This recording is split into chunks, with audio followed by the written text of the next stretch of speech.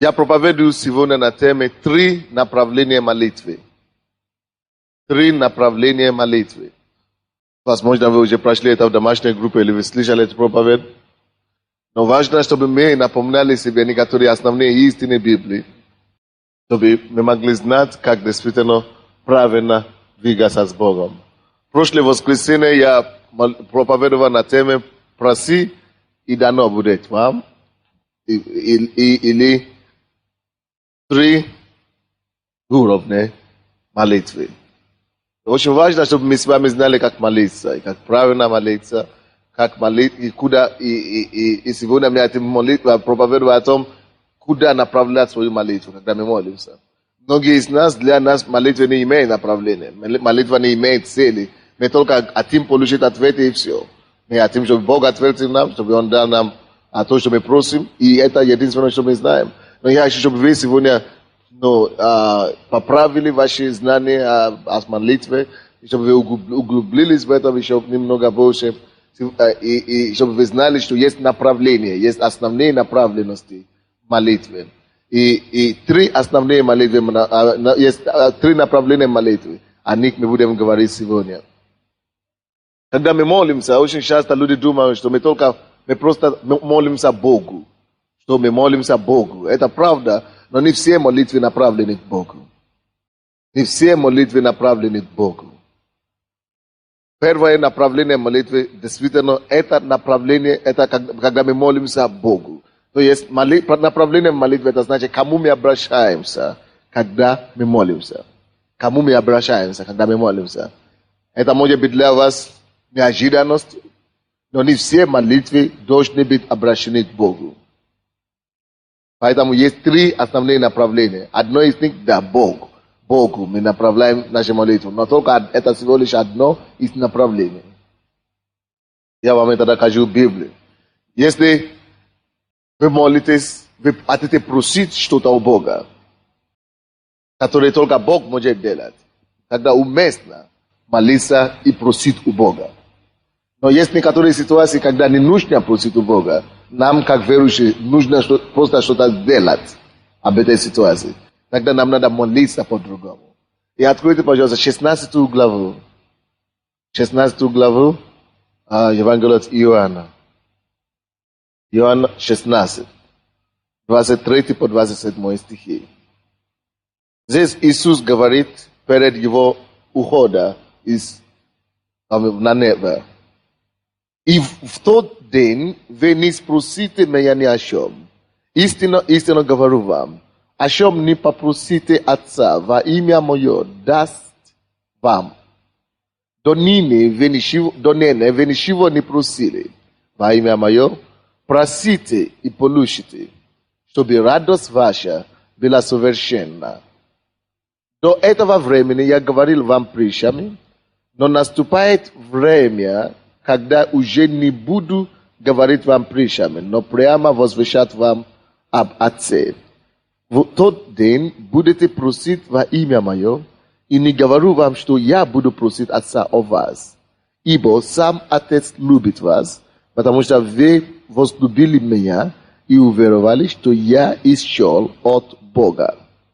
Молитву Богу – это нормальное дело.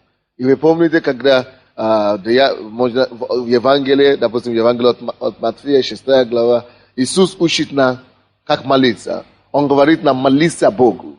Это одно направление молитвы. Он говорит, что, допустим, «Отче наш, сущий на небеса» и так далее. Когда мы приходим, основные молитвы наши действительно направлены к Богу. Когда мы приходим к Богу, мы осознаем Его как наш любящий Отец. Бог, Он не есть странное существо для вас. Бог не просто какое-то творение или существо, где-то обитающее. Бог это не просто какая-то сила или энергия. Бог, Он есть личность. Бог есть личность, и Он есть Отец для верующих в Него, для ищущих Его. Бог есть любящий Отец прежде всего. Он не просто есть какое-то творение. Он не просто есть какая-то энергия. Бог, Он хочет, чтобы ты и я, мы познали Его как Отца. Это трагедия, когда дети не узнают отца. Это боль и трагедия, когда дочка не узнает матери. Это трагедия большая. И Бог хочет, чтобы вы познали Его своим отцом. Бог хочет, чтобы вы знали, что Он есть ваш Отец. Поэтому, когда вы молитесь, обращайтесь к Господу как к Отцу. Обращайтесь к Нему как Отец. И поэтому Иисус говорит нам, когда вы молитесь, молитесь так: Отче наш, сущий на небесах, Отче, Он любящий Отец. Поэтому успокойтесь, когда вы молитесь.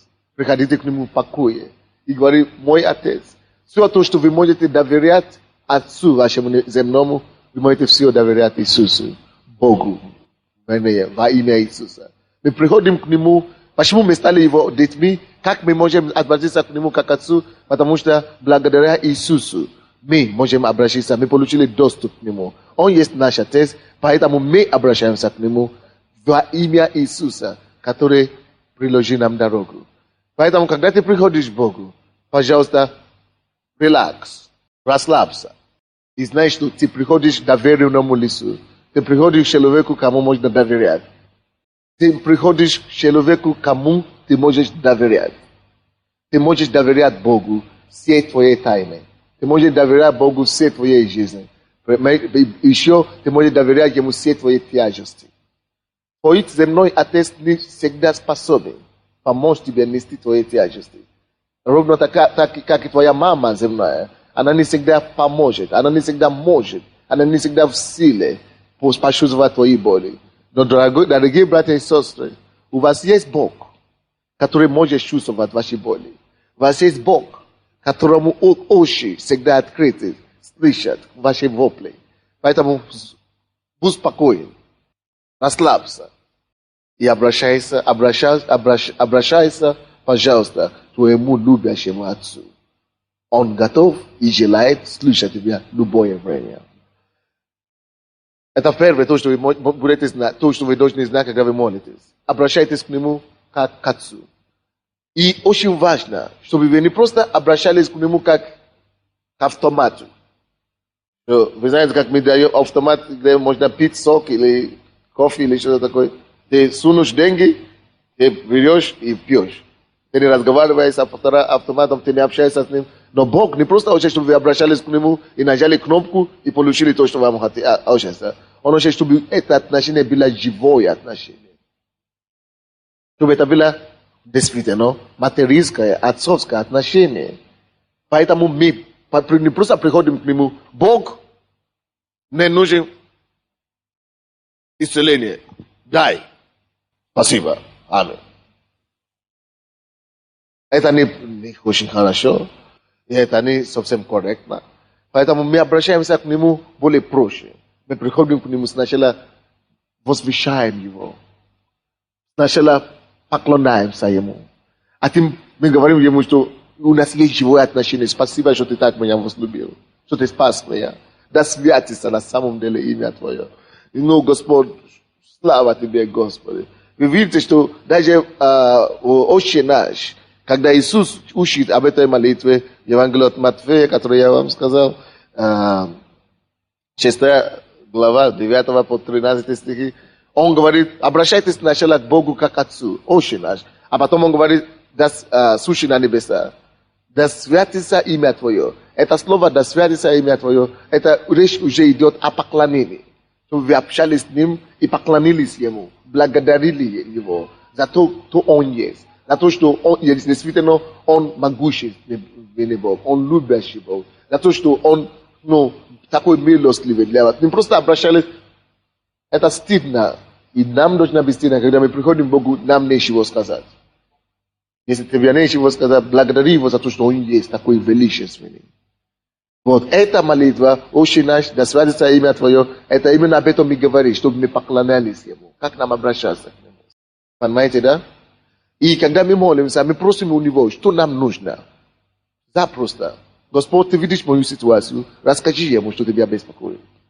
И расскажи Ему, проси у Него, что Ты хочешь, чтобы Он делал, Твоими словами. Не нужно усложнять молитвы. Это первое направление молитвы. Ты просто говоришь Ему все то, как оно есть. спокойно.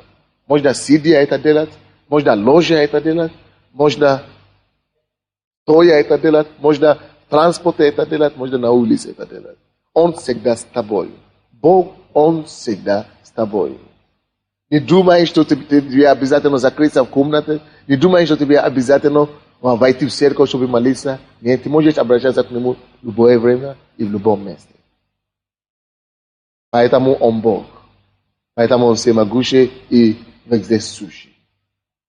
Давайте посмотрим пример молитвы, который был направлен к Богу. Давайте посмотрим пример, как ученики молились. Это первым направлением молитвы. Деяния апостолов 4 главу.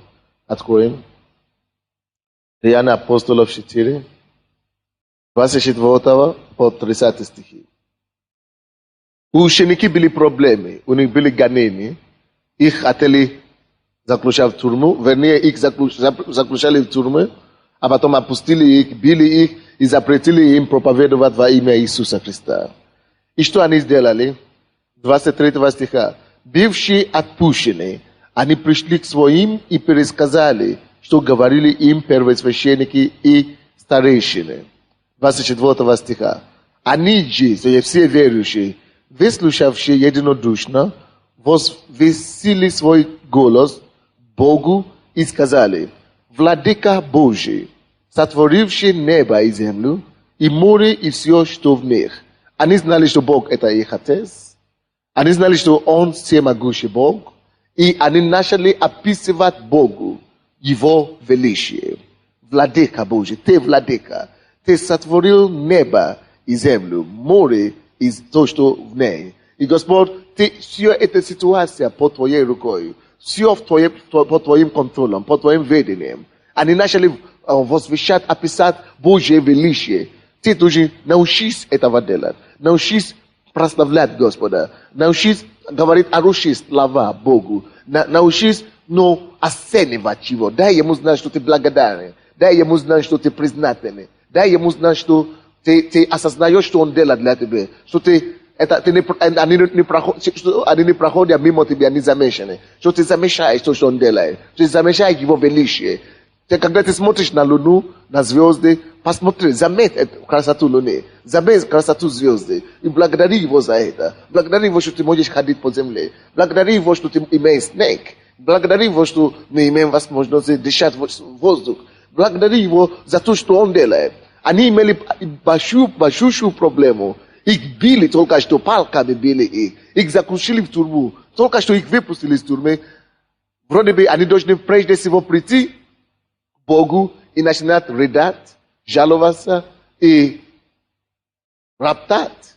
Но они этого не делали. Они пришли к Богу сразу и забили прежде всего о своих недугах. Забили прежде всего о своих неполадках. Забили и отложили это сначала в сторону. И пока благодарили Господа за то, что Он уже делал. За то, как Он уже добрый, как Он хороший, как Он добрый, как Он великолепен. И за Его достоинство и характер. Они оставили это сначала свои проблемы, сначала благодарили, обожали Господа. Вот почему сначала, когда мы приходим сюда, мы не начинаем сразу говорить: Господь, вот наши проблемы и так далее. Мы сначала прославляем Бога в музыке, мы славим Его, мы поклоняемся Ему, мы говорим Ему о Его величии, о Его доброте, о Его любви. Мы говорим Ему, насколько мы признательны, насколько наша душа осознана, насколько мы осознаем того, что Он делает. Вы понимаете сейчас? Это когда мы направляем Богу в молитве. Важно, чтобы мы признавали Его великим, какой Он есть. И апостолы так и поступали. И читайте дальше, 25 стиха.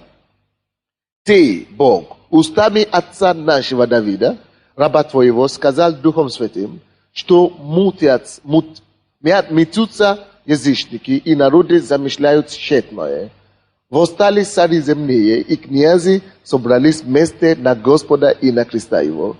Ибо поистине собрались в городе этом на святого Сына Твоего Иисуса, помазанного Тобою, Ирод и Понтий Пилат язычниками и народом израильским, чтобы сделать то, чему быть предопределила рука Твоя и совет Твой. И ныне, Господи, возри на угрозы их, и дай рабам твоим за сей смелостью говорить слово твое. Они пришли к Богу, прославляли Его, поклонялись Ему, а потом начали рассказать Ему ситуацию, в которую они попали. Они попали в сложную ситуацию. Люди запретили им проповедовать во имя Иисуса. Сказали, что они сектанты, их обзывали всякими именами, что вы секты, мы запрещаем вам проповедовать об Иисусе, наша религия это иудаизм, что такое Иисус, он самозванец и так далее. Похоже на сегодня. У них была эта проблема. И они пришли к Господу, сначала поклонились Ему, а потом начали рассказывать о своих проблемах. Но заметьте себе, что пока они говорят о своих проблемах, они не просто говорили о своих проблемах, они что-то делали интересное. Они цитировали Слово Божие.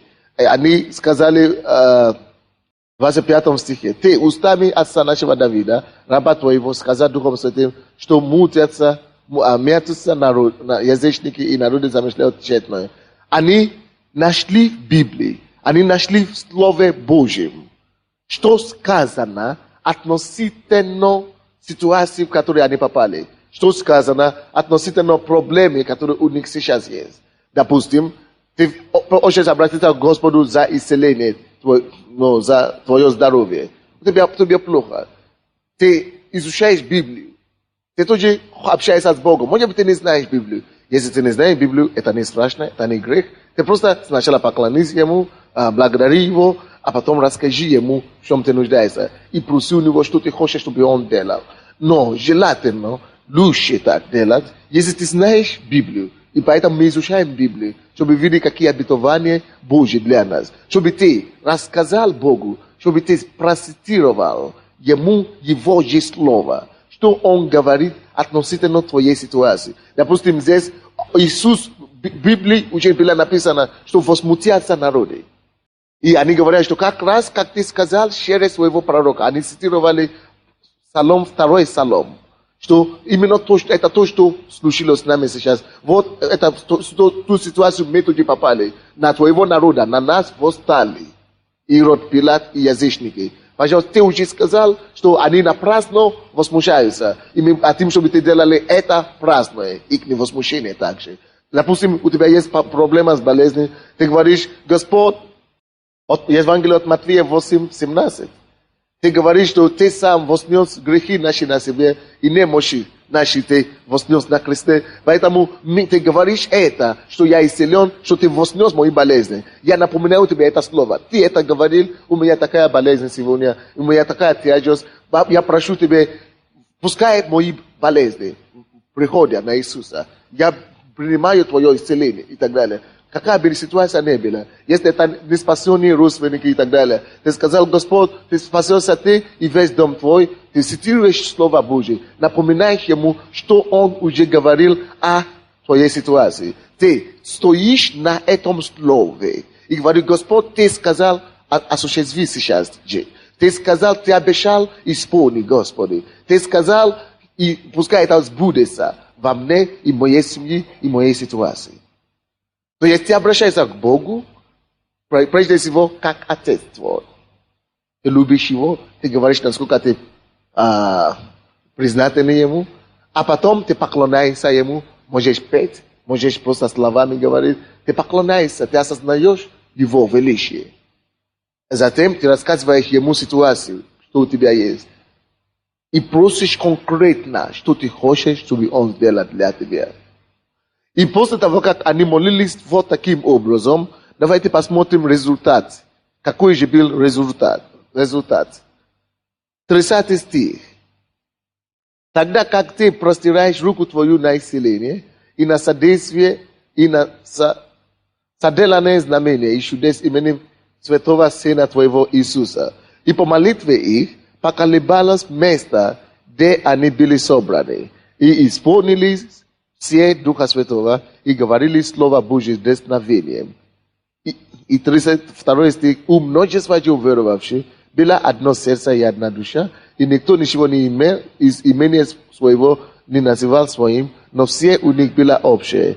Апостоли же с великою силою свидетельствовали о воскресении Господа Иисуса Христа, и великая благодать была на всех их. Видите, после этой молитвы они молились правильно. Мы не знаем, сколько это длилось, но они молились сильно и эффективно. Что случилось? Мы видим, что Бог услышал эту молитву. Он дал знамение, это место потрясалось сразу же, а потом Он дал союз и единство верующим. Они все имели все общее, и Он дал свободу ученикам проповедовать с великой дерзновением.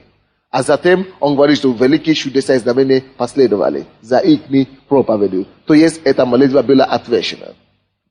Это первое направление молитвы. Когда ты имеешь проблемы, ты веришь, что только Бог это может делать, ты обращаешься к Богу. Второе направление в молитве. Какое второе направление, которое бывает в молитве? Не забудьте, первое направление молитвы – это к Богу. То есть, когда мы обращаемся к Богу. Второе направление молитвы – это когда мы обращаемся к нашим обстоятельствам. Евангелие от Марка. Откройте, пожалуйста, Евангелие от Марка 11. О чем это говорит нам? Речь идет о том, что если у тебя какая-то проблема, как обстоятельства, иногда хорошо молиться Богу, что Господь реши мои обстоятельства. Но Бог еще дает нам силу обращаться к обстоятельствам нашим. Проговаривать обстоятельства. Вы помните ситуацию, когда Иисус в Евангелии от Иоанна, 11 глава, можно писать себе это, Евангелие от Иоанна, 11 глава, 41 стиха по 43 стихи. Иисус пришел к Лазару, к гробу Лазаря. Он уже был мертвый несколько дней, он уже лежал там, он уже был мертвым. Иисус сначала, что он делал? Он молился Богу. Говорит, Отец, я благодарю Тебя, что Ты всегда слышишь меня, когда я молюсь. И я знаю, что Ты хочешь меня слышать сегодня также. Я не прошу это, не делаю это не ради себя, но ради этих всех людей, чтобы они могли знать, что Ты слышишь меня всегда. Он сначала молился Богу, так? А потом обращается к своему обстоятельству. И пошел к гробу Лазаря, который уже умер 4 дня, и начал проговаривать этому трупу, можно так сказать. То есть этому телу мертвому. И говорит, Лазар, выйди вон. Он начал приказывать обстоятельства. Он начал запретить и как бы силу смерти и призывает жизнь. Он обратился к мертвому. Он обратился к обстоятельству. Он не сказал, Господи, воскреси этого человека из мертвых, и все. Но он еще пошел к мертвому и проговорил, чтобы он оживился. А давайте мы посмотрим этот пример здесь, Евангелие от Марка, 11 глава. 22 стиха. 22 стиха. Иисус, отвечая, говорит им, имейте веру Божию, ибо истинно говорю вам, если кто скажет горе этой, поднимись и вернись в море, и не усомнится в сердце своем, но поверит, что сбудется по словам его, будет ему, что не скажет. Потому говорю вам, все, чего не будете просить молитвы, верьте, что получите, и будет вам. И когда стоите в молитве, прощайте, если что имеете на кого, дабы и Отец ваш Небесный простил вам согрешения ваши. Но 23 стих я еще раз читаю. Имейте веру Божию, ибо истинно говорю вам, если кто скажет горе этой. Что такое гора? Гора здесь обозначает или иллюстрирует нам проблему определенную. Допустим, у тебя эта проблема стоит. Гора – это прообраз недвигаемая, недвижимая проблема. Что-то стоит на дороге, что-то препятствует. Это прообраз препятствия какой-то, прообраз ограничения какой-то, скованность какая-то, обстоятельства сложные какое-то. И Бог говорит, Если ты верующий, всякий, кто скажет, горе этой, поднимись и вернись море, будет ему что не скажет. Написано. Это значит, Бог дает верующему власть и силу обращаться к своему обстоятельству непосредственно. Не просто к Богу обращаться, это одно направление молитвы, но второе направление к молитве, это когда мы обращаемся, или когда мы направляем наши молитвы на наши обстоятельства. У тебя есть проблема, ты молишься Богу, Господь, помоги мне эту проблему решить. Это одно, ты поговоришь с Богом, а потом разворачиваешься на твою проблему и проговариваешь этому обстоятельству то, что ты хочешь, чтобы сбилось с этим обстоятельством, то, что ты хочешь, чтобы случилось с этой ситуацией. Ты, допустим, если горе стоит, ты говоришь, во имя Иисуса, я повелеваю или приказываю, чтобы эта опухоль удалилась с моего тела. Во имя Иисуса я запрещаю эту опухоль. Именем Иисуса выйди вон, отойди прочь. И верьте, Бог говорит, что будет вам, что вы сказали, и будет вам. Не всегда молитесь. Многие люди, если обстоятельства стоит, если гора стоит, бесполезно обращаться, молиться Богу бесконечно. Ты молись Богу. Скажи, что ты веришь Ему, что Он поможет тебе. Бог ждет теперь, чтобы ты также обратился. Он уже дал нам власть обращаться также к нашим проблемам и немощам. Он говорит, если кто скажет горе сей, Бог дает тебе силу сказать. Он говорит, будет ему, что не скажет.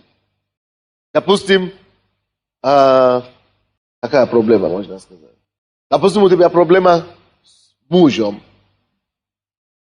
Ты говоришь, Господь, спаси его. Спаси его. Ты молишься Богу, чтобы он что-то сделал. Но Бог тебя ожидает, чтобы ты, допустим, обратился к духу алкоголизма, который действует в него. Ты можешь молиться, Господь, исцели его, спаси его, освободи его, а потом ты обращаешься, говоришь, что ты дух нечистый, который действует в моем муже, который не обязательно к нему в глаза, вот так, лицо. Там, где ты молишься. Что ты дух нечистый, дух алкоголя, или дух неверия, или дух гордости, который действует в моем муже, именем Иисуса, я запрещаю тебе. Я повелеваю тебе, уйди прочь, выйди вон. Это ты говоришь, ты проговариваешь обстоятельства. И когда ты это делаешь, ты должен это делать с верой, с дерзновением, чтобы ты не сомневался, чтобы ты не было ни грамма сомнения. Тогда ты знаешь, что будет тебе, что не скажешь. Давайте будем читать этот стих еще раз вместе с вами. 23 стих. Наверное, вы замешаете это, когда я молюсь, или когда ты молишься здесь. Вы замешаете, да? Что мы молимся, вроде бы молимся, и мы говорим, дьявол во имя Иисуса, уйди, или болезнь во имя Иисуса, мы запрещаем духа какого-то, или мы запрещаем болезнь, головные боли, уйди прочь, или рак, уйди прочь, или, вы заметили, что мы молимся вот так, именно вот так? Потому что мы понимаем направленности молитвы. Нужно, чтобы и ты понимал эту истину. 23 стих. Еще раз читаем. Имейте веру Божью. А что это говорится? Это значит, прежде чем ты скажешь, горе сей поднимись, прежде чем ты обратишься к твоему обстоятельству, веруй, что если ты скажешь, ты получишь, что ты скажешь. Это вера Божья. Что он еще не говорит обстоятельству, он еще не говорит проблему, но он уже знает. Что если он скажет, будет, потому что он Бог. Что он не скажет, будет. Ты тоже веришь, что Бог сказал, что я не скажу, будет. Поэтому знай, что ты не скажешь, будет. Ровно таким же образом. Поэтому даже до того, как ты начинаешь молиться, верь, что ты не скажешь, будет. Имейте веру Божью, это значит, если я скажу, будет, что я скажу. Ибо истинно говорю вам, Бог, Иисус, когда Он говорит таким образом, это значит, Он уже подчеркнут нам. Истинно говорю вам, не сомневаюсь советом. Я говорю тебе истину, так оно есть. Ибо истинно говорю вам, если кто скажет горе этой, если кто скажет, это обозначает, кто угодно может сказать. Но помните, что здесь обращено верующим. Это значит, если верующий любой скажет, будет ему что сказать. Так что не только пастор может сказать, ты также можешь сказать. Обратиться к твоей горе, твоей проблеме. Если ты скажет, поднимись и векнись море, и не усомнится, подчеркните это слово, и не усомнится в сердце своем, но поверит, что сбудется по словам его, будет ему, что не скажет. Подготовь себе заранее, что я скажу и не усомнюсь. И тогда будет тебе что не скажет, сбудется по словам твоим. Даже если ты усомнился первый раз, пойди еще раз.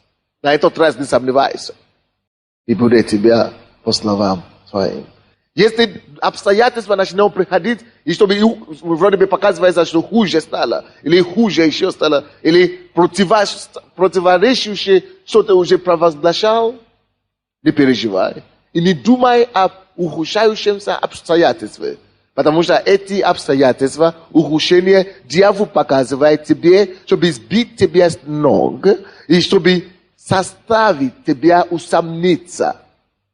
Потому что дьявол понимает, что если ты усомнишься, не сбудет тебе по словам твоим. Поэтому, когда ты сначала говоришь что-то, обычно не будет мгновенно. Дьявол постарается пару раз сделать тебе, построить себе сомнения, чтобы ты сомневался. Но когда он увидит, что ты не сомневался, тогда эти обстоятельства повинуются. Мы будем это делать сейчас. Бог хочет, чтобы мы это делали. Я чувствую это. Потому что Бог отец, допустим, исцелит некоторые люди, у кого внутренние болезни, разные. Желудочное, желчные пузыри, почки и так далее, и ухо. Бог хочет, чтобы мы обращались сейчас. Допустим, у тебя есть аппендицит. Во имя Иисуса я запрещаю аппендицит. Я повелеваю тебя прекратить. Уйди прочь и больше не вернись. Пускай все органы начнут функционировать хорошо во имя Иисуса Христа. Твой печать, твоя печать есть имя Иисуса. Все, и забудь об этом. Еще болит? Да, болит. Не переживай. Я уже молился. Я уже запретил. Все, не имеет выбора. Уйдет все равно. Рано или поздно. Я, чтобы вы сейчас обратили слух к своему обстоятельству. Может быть, твой сын колется, или твой родственник. Говорит, что во имя Иисуса я обращаюсь к этому духу наркомании, к этому духу. Я запрещаю, я повелеваю больше не действовать, не беспокоить и так далее. Если у тебя какая-то разлука в семье, именем Иисуса, дух блуда в моей семье, я запрещаю. Я повелеваю прекратить мучить моего мужа, моей жены. Именем Иисуса, я молю, чтобы это обстоятельство изменилось к лучшему. Сейчас открой свой рот, обратись к своему обстоятельству. Посмотри, какое обстоятельство у тебя. Может быть, это бесплодие. Скажи, во имя Иисуса, я обращаю к этому бесплодию. Я повелеваю тебе, уйди прочь. Если кто скажет, горе сей, поднимись, и не усомнись в сердце своем, будет ему, по словам его. Скажи твоему обстоятельству то, что ты хочешь. Скажи твои проблемы, что ты хочешь. Скажи, проговори. Если кто скажет, горе сей, скажи твоей горе. Поднимись и вернись море. Поднимись, скажи твои проблемы решительно, с властью и силою. Молитесь, не стесняйтесь. У каждого есть своя проблема. Не стесняйтесь сказать, произнести вслух свою молитву. Ты можешь требовать. Требуй во имя Иисуса. И будет так. Деяния апостола 3 главе, когда они шли в храм, продолжайте молиться. Я просто говорю.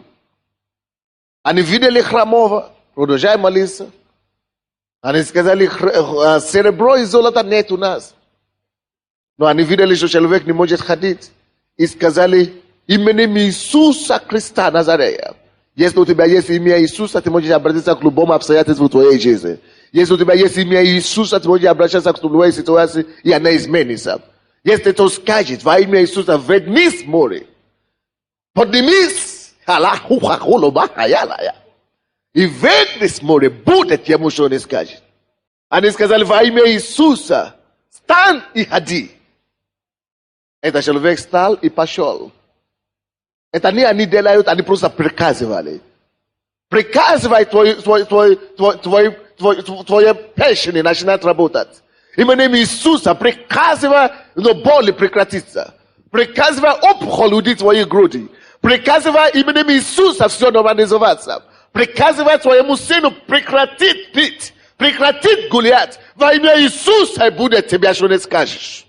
Прекрати духу наркомании, алкоголя, мучить тебя. Прекрати проклятие действовать, прекрати действовать в твоей жизни. И она будет так. Скажи проклятию, вон. Скажи болезни, вон.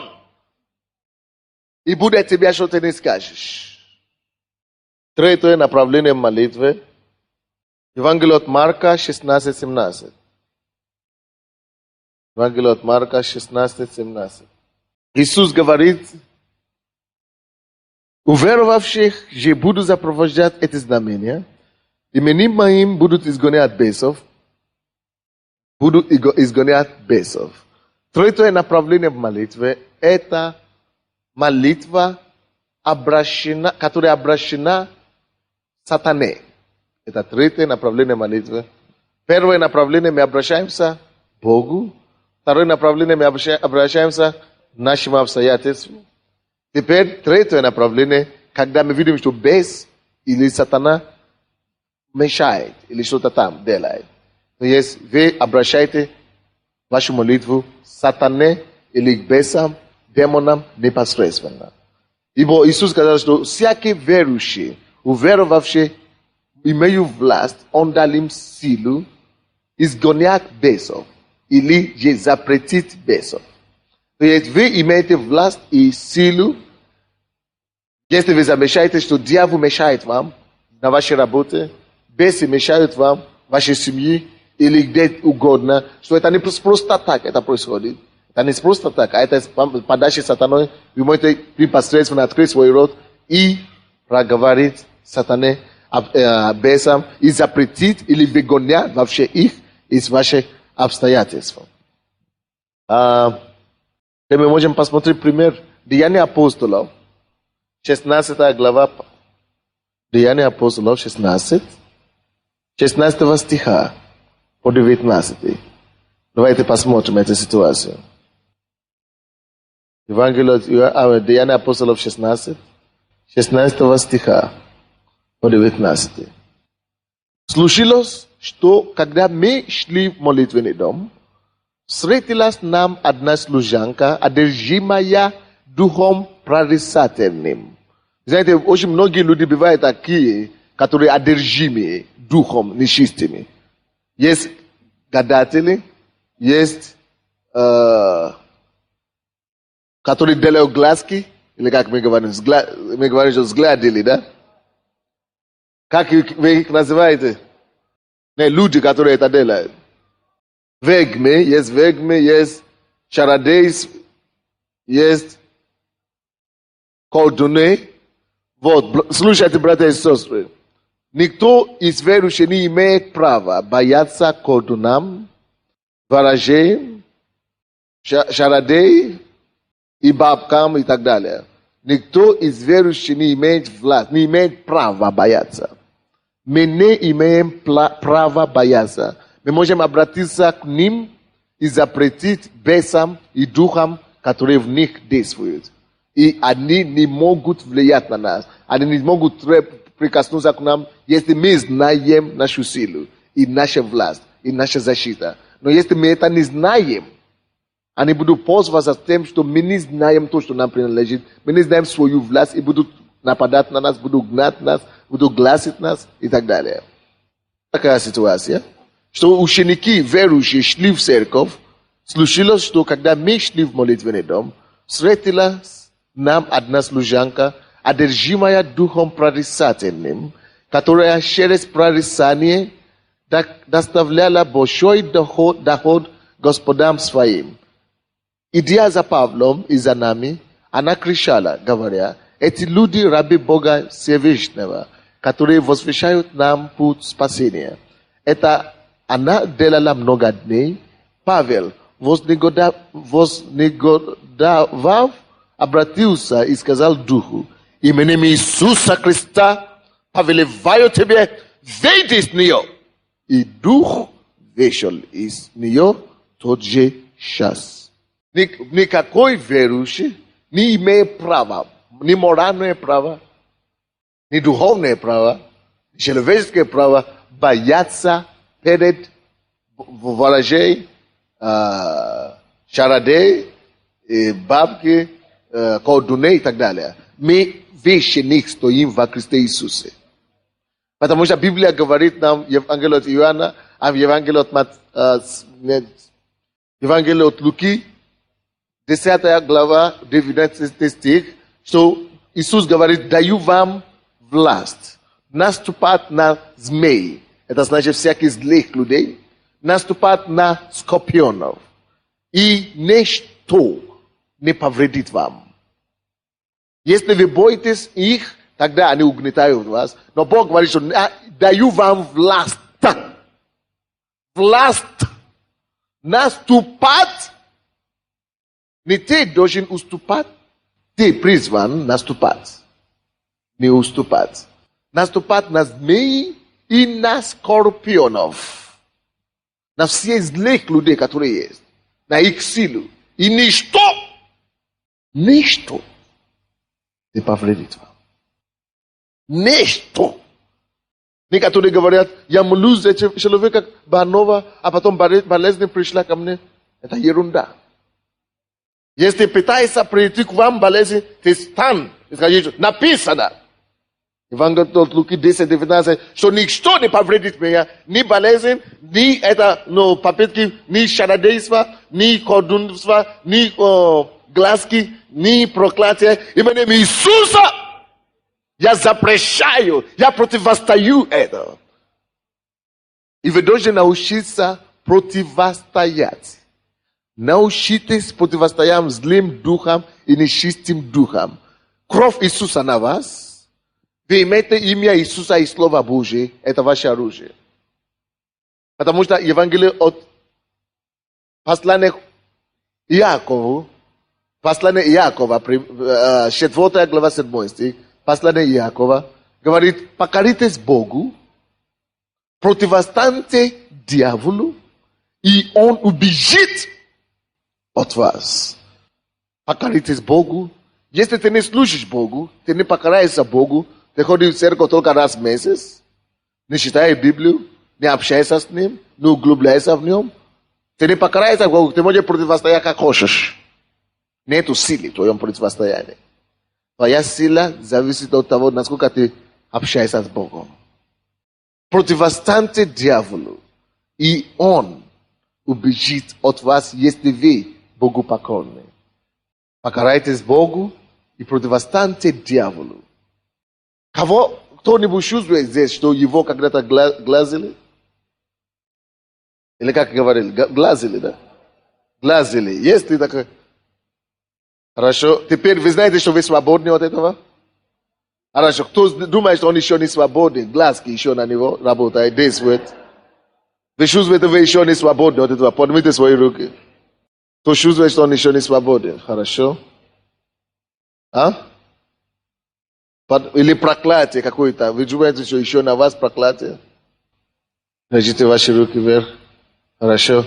Если вы не первый раз в церковь сегодня, если вы уже покаялись, приняли Иисуса Христа, Галатам 3:13 говорит нам, что Он сам, Иисус сам, нас себе, проклятие наше вознес на себе.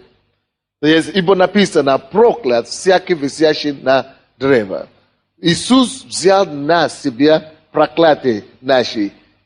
Поэтому, если ты уже верующий, ты не имеешь права. Вообще-то, оно уже не на тебе.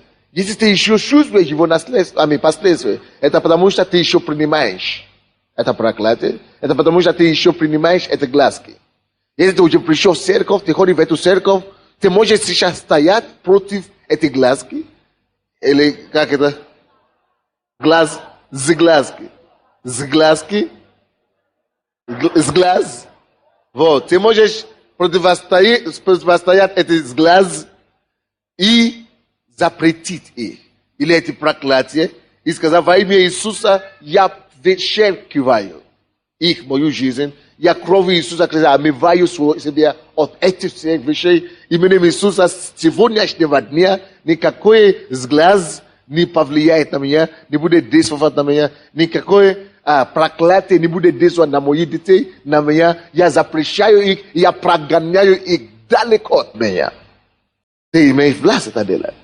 Бог тебя освободил, свободу призвал нас Господь. Послание Ефесянам, 1 глава, 19 стиха по 22 стих. Библия говорит нам, что Бог возвесил Иисуса Христа выше всякого обстоятельства, выше всякой силы, всякой власти, выше всякой проблемы, всякой силы, которая есть. Есть ли экстрасенсы, у которых есть силы? Есть ли бабки, у которых есть силы? Есть ли шародеи, у которых есть силы? Есть ли колдунов, у которых есть силы? Иисус Христос написано, и Он посажен выше всякой силы, имеющей силы. И Библия говорит, что мы в Нем. Поэтому они все под нашими ногами. Это только дьявол может тебя терзать, проклятия могут на тебя действовать, только если ты позволяешь его. Поэтому, братья и сестры, прошлый четверг, кого не было, возьмите проповедь, есть проповедь, закажите себе видео или аудио. Я сказал, верующий, над верующий уже не может действовать проклятие, только если он позволит его. Можно молиться за верующий, но только пока они новообращенные. Но если ты уже верующий, ты сам можешь освободиться от проклятия. Просто отказаться и все. Потому что на самом деле уже все проклятие собрано Иисусом на Христе. И наше дело теперь позволить этим проклятиям отойти от нас и перейти на него. Отказаться от них. Они не действуют на нас больше. Поэтому я не хочу, чтобы вы, христиане, чтобы вы бежали за молитву. Молитесь, чтобы разрешили меня проклятие на меня. Если ты такой, пока ты веришь, что она на тебе, пока оно и на тебе. Веришь, что Иисус уже собрал, и ты свободен. Больше, чем одного раза нельзя разрушать проклятие. Потому что даже оно уже разрушено давно. Даже до тебя. Поэтому не ходите за молитву, за проклятие, за изгнание бесов. Потому что бес не может жить в тебе. Если ты христианин, и ты крещен Духом Святым, и ты служишь Богу. Конечно, если ты отступишь от Бога, то бес мог, тогда ты сам пригласил беса. Если ты отступил от Бога, и ты начинаешь заниматься вещами, которые не христианские, грехами, да, ты открываешь дверь для беса. И тогда ты нуждаешься в освобождении. Но если ты служишь Богу, ты ходишь в церковь, все нормально, и ты не ищешь какие-то голоса, ты не открываешь свой дух для бесов, то ты не одержимый. Ты свободен. Конечно, дьявол будет пытаться войти в тебя и угнетать тебя, но в том-то и дело, что мы не открываем ему сердце. Мы противостоим дьяволу, и он убегает от нас. Поэтому я хочу вам сказать, что когда вы молитесь и противостоите дьяволу, это третье направление молитвы. Когда вы обращаетесь к сатане, или к бесам, или к проклятиям, не нужно это делать нежно. Ты не можешь дьяволу сказать нежно, о, дьявол, отойди от меня. Он тебя ударит, пас. Он тебя просто будет издеваться над тобой. Если ты хочешь говорить дьяволу, обращаться к сатане или бесам, ты должен это делать как власть имеющий. Ты должен это делать с уверенностью и с властью. Во имя Иисуса я запрещаю это проклятие в мою жизнь. Я повелеваю тебя, уйди прочь во имя Иисуса. Я противостою тебе, дьявол. Я повелеваю тебе, дьявола, прекрати твое действие в моей жизни. Во имя Иисуса я противостою тебе, ибо написано, противостаньте дьяволу, и он убежит от вас. Во имя Иисуса! Ты нечистый дух, выйди отсюда. И должен это делать властью, чтобы дьявол сам знал, что у тебя есть власть, ты знаешь твое право. Он будет упираться пару раз, чтобы пытаться искусить тебя, как ты сдастся или нет. Ты будешь настаиваться на твое право или ты бросишь. Если ты бросишь свое право, он налетит. Но если ты будешь настаиваться, он убежит. Это как пример, который очень популярный пример, который я слышал. Что хозяйка шла на работу с утра, и у нее была своя собака. И собака решила проводить или провожать на работу хозяйку. И она ушла из дома. Она говорит, иди домой, как Джек. Джек, иди домой. Джек следует. Джек, иди домой. Вернись обратно домой. Я на работу. Иди домой. О, хорошенько. Джек, иди домой. Ну, что ты делаешь? Она пришла на остановке. Джек стоит рядом. И делает это хвостик. Да. Тем больше она говорит, иди домой, Джек. Что с тобой? Ну, автобус скоро придет. Она больше. Да, это танцует этим колесом. А потом она пропустила не пару автобусов. Первый раз. А потом автобус уже пришел, уже последний автобус. Кому я говорю? Джек? Кому я говорю? Вон отсюда! Домой! Знаете, что Джек делал? Он скрутил это, он упрямил это кость и поставил сюда и побежал.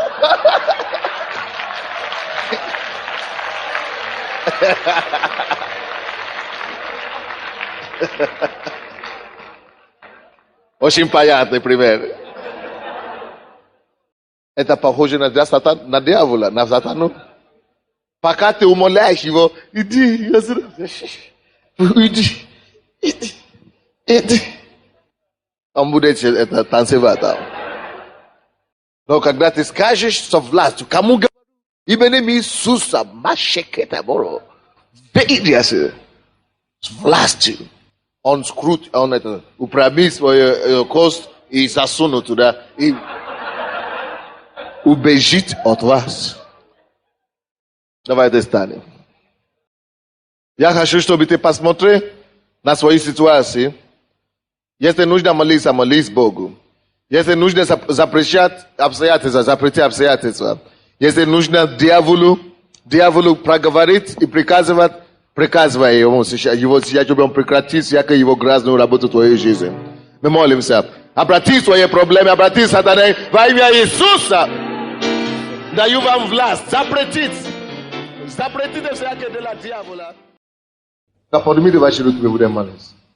Господь, я благодарю Тебя за слово Твое сегодня для Твоего народа. Я прошу Тебя, подтверди это слово в жизни каждого из нас во имя Иисуса.